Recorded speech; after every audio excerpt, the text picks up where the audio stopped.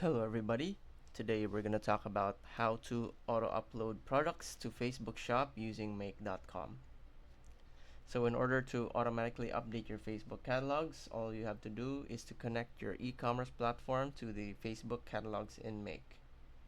So once you have a Make account, simply create a new scenario and select your e-commerce app, for example, Shopify.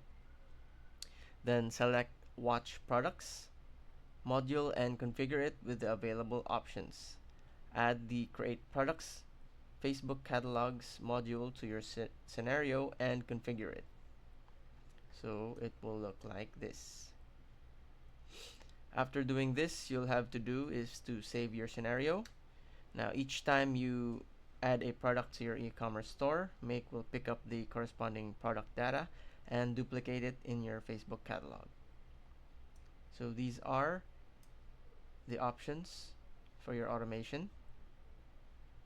So just pick one, and after that, you're done. Thanks for watching.